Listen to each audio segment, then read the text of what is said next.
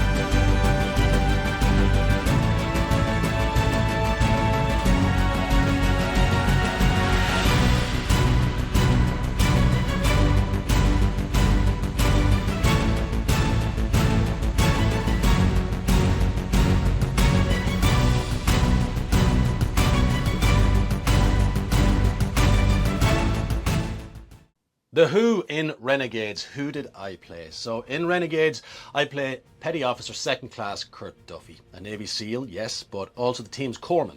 Now, that's not just your average battlefield medic. In the SEALs, a corpsman is essentially a surgeon who operates under fire, patching up wounds, stabilising the injured, and in our particular case, placing respirators on half-conscious generals while prepping for an underwater mission.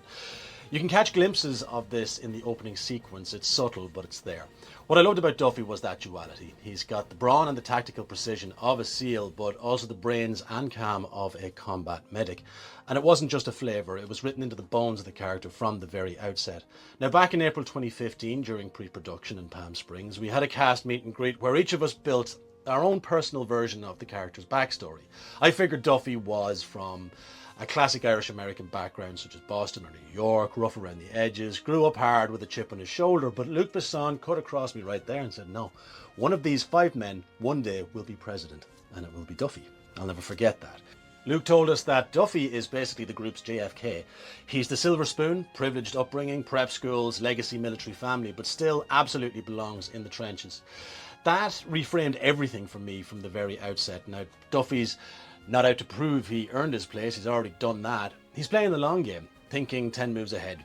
Writer Richard Wenk even mentioned that during Hell Week, the brutal selection process to become a Navy SEAL, Duffy probably earned a nickname something like Silver Spoon. And one of our real-life Navy SEAL advisors on set added something that I found very interesting. He told me that he was the youngest of 6 siblings, 6 sisters, from a very successful Jewel family. And he was the runt of the litter. That stuck with me. I blended that into Duffy as well. All of that, the privilege, the underdog energy, the tactical cool, it informed every beat and every nuance of the character, or at least I tried to. Duffy's a SEAL, a corpsman, and possibly one day, something bigger. The when of Renegades. When is it set and when did it film? The film is set in 1995, the final year of the Bosnian War, just before the Dayton Agreement was signed to end one of Europe's bloodiest conflicts since World War II. The war had torn through the Balkans, and the idea of Nazi gold lying beneath this forgotten lake and its ruins added some kind of weight and history to all of the circumstances surrounding. We shot Renegades in 2015, 20 years later, in Croatia. To give you a flavour of the times, back in 1995, the standout newsworthy events are the Bosnian War, of course, comes to a close, an important context for our story. The O.J. Simpson trial ended in a not guilty, ridiculous verdict that practically froze the entire planet in place, and rightly so. And additionally, newsworthy events in 1995, the awful events of the Oklahoma City bombing. In 2015, the top 3 Google searches. I wasn't too aware of this one myself. Lamar Odom, a former NBA star and 2-time champion with the LA Lakers, was found unconscious in a Nevada brothel. It sparked a global media frenzy, not just because of the scandal, but because it highlighted issues around addiction, mental health, and celebrity culture. The Charlie Hebdo attacks in Paris stunned the world. 12 people killed in the offices of the satirical magazine. It triggered a worldwide outcry about free speech, extremism, and unity. And then lastly, top 3 was Agar.io, which I know nothing about, a free browser game which helped you control a blob trying to swallow other blobs. Sounds ridiculous, I never heard of it, but apparently it was big news. The where of Renegades. This project took us all over the world, really, and I mean all over. This wasn't just one of those 6 weeks in a soundstage kind of jobs. We filmed across 3 countries, each one adding a different texture to the story. It all started in Palm Springs, California, April 2015. Pre-production meetings, meet and greet, and table reads. That's where the 5 SEALs first met each other in their civvies. Some sun, sweat and beers. It was our first briefing, off the record and poolside. From there we shipped out to Berlin, Germany, where things got serious. We spent a few weeks undergoing intensive proper scuba diving training under the watchful eye of dive experts and retired Navy SEALs. We learned to move underwater with the full gear, clear out our mask, buddy breathing and all the fundamentals. It wasn't just to look the part, we had to earn it as well. One major component of that training was the mastering of the Draeger rebreather system, the same specialised closed circuit gear used by actual Navy SEALs. Now, unlike traditional scuba tanks, rebreathers don't recycle bubbles. Instead, they recycle exhaled air using chemical scrubbers and oxygen pellets. It's stealth tech, ideal for covert insertions, and it's also very intense and very invasive. Breathing on a rebreather feels very alien at first, like strapping on a third lung. It's quiet, pressurized, and oddly internally claustrophobic until you find your internal rhythm. Eventually, it becomes second nature. We filmed at Babelsberg Studios, one of the oldest and most storied studios in Europe, plus a host of military and urban exteriors around Berlin and southern Germany. Cold War backdrops, rustling tanks, brutalist blocks. Berlin brought the weight. Next up, Croatia. Based in Zagreb, we filmed a lot of the exterior action, tank convoys, urban chases, riverside ambushes, right there. Croatia doubled beautifully for post-war Bosnia, gritty, grounded, visually tense. The architecture alone gave us massive production value. Lastly, we wrapped in Malta. If you don't know, Malta houses one of the world's top aquatic film studios, which has hosted film productions such as Captain Phillips, Troy and Munich. They all shot there. It's got massive open air water tanks right on the coast, and that's where we filmed our underwater climax. The sunken gold, the lake bed, the danger, the threat, the peril. So yeah, Palm Springs to Berlin, through Zagreb, and finishing up in Malta. It wasn't just a shoot. It was a full-blown operation, to be honest. Vagabond Bard, roof and rest. Where did we stay? In Berlin, we stayed at the Mandala Hotel, right off of Potsdamer Platz.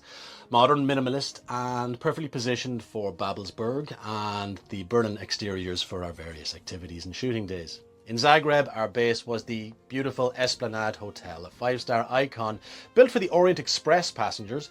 Old world charm, perfect after a day of explosions and tank maneuvers around the old city. Adriatic coast, we bunked at the Kempinski Hotel, Adriatic Istria, where the sea practically lapped into your room. Malta, we wrapped things up at the Grand Hotel Excelsior, overlooking the Grand Harbour, part resort, part recovery zone after a very long shoot. From the desert villas to German studios, Croatian back roads to Mediterranean tanks, American Renegades was a globe-trotting production in every sense. Pubs and grub. Now, when it comes to pubs and grub, this shoot had us hopping continents, but we did make time to have a bite to eat and drink along the way. Not just in the hotels, which we did a lot, but for Palm Springs being the start of it all, this was less about getting out and more being poolside by the barbecue, etc. We stayed in a private compound, grilled by the fire, and spent most evenings talking to Luc about his vision and overall outline for the film. Berlin was a different beast. We stayed at the Mandel Hotel on Potsdamer Platz, of course. Enjoyed evenings there. But outside of that, Kreuzberg was a very fun area. It's a fun, bohemian, young, scrappy kind of area with great bars around there. In Berlin, we did chance our arm. Not all of us got in, but the legendary, infamous Berghain, I did make it through those doors. And what I saw will go to the grave with me. Then it was on to Zagreb and, of course, the Esplanade Hotel, which was incredible for cocktails, etc., etc. But other than that, a personal favourite of mine was the Old Pharmacy. It was a bit off the beaten path with vintage interiors and a local beer served without fuss and a proper local spot for local people. And lastly, in Malta, the Grand Excelsior Hotel in Valletta. Valletta had a very old world feel about it, which was so much fun and a beautiful, relaxing environment. But for a little bit more life and a little bit more nightlife specifically, you wanted to go over to St. Julian's Bay to Patcheville. It was bars, clubs, the works, a bit touristy, but after a long day's filming underwater to blow off steam, this was the place to go. Keeping it local, some local terms and phrases. Now, American Renegades, of course, brought us across Germany, Croatia and Malta. You always try to meet the locals halfway, so some mission-critical bits and pieces we had for the phrase book were as follows. In German, hi, hello. How are you? Wie geht's? Thank you. Danke. Kann ich bitte 6 Bier haben? Can I have 6 beers, please? Croatian, for Zagreb and Istria. Hi, bok. How are you? Kako si? Thank you. Vla. And can I have 6 beers, please? Because there was 6 of us. Mogu il dobiti 6 piva moglim. I butchered that. And Maltese for hanging out in Valletta and St. Julian's. Hi, hello. How are you? Kifint. Thank you. Grazie. Can I have 6 beers, please? Nista ikoli. Sit birek yeko bok. I definitely butchered all of those. Renegades in the rear view. Looking back at Renegades, I think what I take away from it the most was probably just the sheer scale of it. When you begin a project, I don't think you can really comprehend exactly technically how it's all going to unfold, and that was certainly the case on this one. I think to read the script and audition was very exciting, and then to become part of it even more. But it was once I boarded that particular gig that you kind of get a sense of, okay, this is a big Luc Besson EuropaCorp outing here. So that was kind of the first port of call for me mentally, was to try and process the sheer scale of it and just what an exciting adventure it was from the get-go. And throughout, the most significant thing I think I take away from it all, and what sits in my memory the most, is the training, without a shadow of a doubt. The Navy SEAL training led by Mark Simos, the fantastic Mark Simos. If you're listening to this and never hear it, shout out, brother. He walked that walk, as I mentioned earlier on in this video. He was a Navy SEAL for a very long time and then segued into the entertainment industry and as an advisor very successfully. But really those training days with Mark and also with Nils, shout out to Nils Heneke. My brain is just pulling all kinds of names out of the woodwork there. I hope I got that right, Nils, if you end up listening to this. But it was an incredible specificity and detail to this really exciting training to do, and for all of it to be under the watchful eye and with the precision that these guys brought to it was hugely informative, and very grateful for all their efforts in that. The locations then are obviously sublime. You're starting off in Palm Springs, which was fantastic. I had spent a lot of time in Los Angeles up to that point. I moonlit there over and back for auditions, but I'd never been to Palm Springs. I didn't even realize it was in California, actually. I thought it was in Nevada or something. But it was such an adventure to get that and land in Palm Springs. And more so, I actually, just a brief segue, this job will forever live in my mind because this all came about because I'd been asked to use the audition sides while meeting an agent, a prospective agent in Los Angeles, which didn't work out actually. But just during the meeting, he had these things on his desk, and he was like, "Would you mind just using these audition sides for the purposes of our meet and see how you adapt to a script, any given script, right off the cuff?" And I was like, "Yeah, sure." And I picked up this thing called The Lake. I think it was for a different character. I can't remember who, not Duffy. But we just ripped on that. He recorded it, his assistant did. And at no point did I think this was going to be sent. But it felt like a really good audition off the cuff. And we concluded that meeting. I never thought about The Lake again, or as it would be, Renegades. And that was that. And I got the call that it hadn't worked out with that particular agent, whatever. But later on, a call came from the blue that I did get the job that I never really officially auditioned for. So that was a strange twist of fate, and just another example of how this crazy business can work sometimes.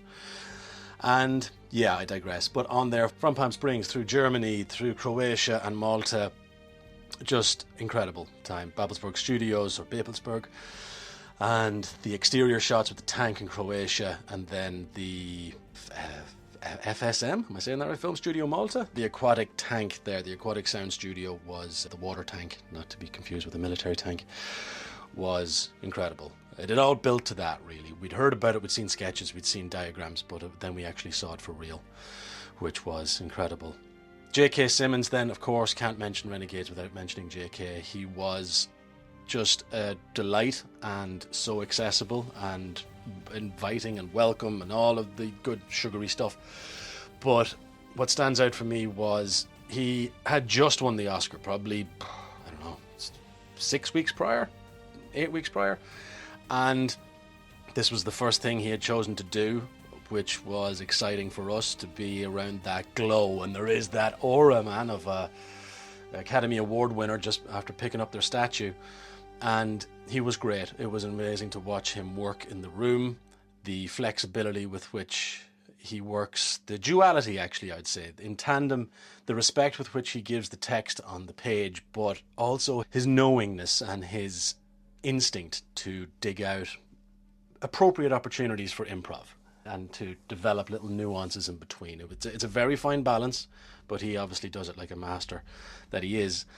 And yeah, quick anecdote on him, for what it's worth. It's just one of those nights having a beer, and the question pops up to him, so what advice could you possibly give to the young generation following in your footsteps? And to which he responds, "You know what, if you can win one of those Oscar things, it really helps. The phone has not stopped ringing." So it was like, God, yeah, if only it was that easy. Thanks for that. Newsflash. Overall then, looking back at American Renegades, The Lake, Renegades, it was, I think, so much was hoped for Renegades overall, and I think that just through the businessman, through things that can happen, there are so many elements to a film even hitting the market, let alone successfully hitting the market. And in the end, it didn't come out the way that I think everyone involved had hoped or anticipated. Didn't have the, pardon the pun, splash that I think, was anticipated, and it promised much, but external factors, I think, played its part in slowing down its momentum. For various reasons, it didn't actually release until about 2018, I believe, and it didn't get a cinematic release. It was straight to streaming, but at least it got released. I know in this business, a lot can go wrong between writing, shooting, and editing a project, so there are some projects that don't even make it that far. So I'm glad that all that hard work by everybody on that set, every last one of them, at least got its day in the sun, and it's out there and people can watch it, per its little recent revival on Netflix that saw it do really well, which was, 9-10 years after the event, but it was good to see it kind of get its moment out there. Yeah, that's it. Looking back on Renegades, it was a real eye-opener, and in so many ways. And it was one of those that at the end of the day, you take the lessons from it, and as you do in every single job, and because it was such a large-scale job with so many moving parts and challenges that were anticipated, unanticipated, but you take them in your stride, and what you do is you just move on to the next one. And just like that, that is it for Vagabond Bard and the American Renegades, or Renegades. Thank you very much for watching. I hope to see you again soon. Gur míle maith agat, slán go fóil agus tásúlagam go buinniú tatnamh as an taobh tafada seo. Thank you very much. Bye for now, and I hope that you enjoyed this video. Sláinte.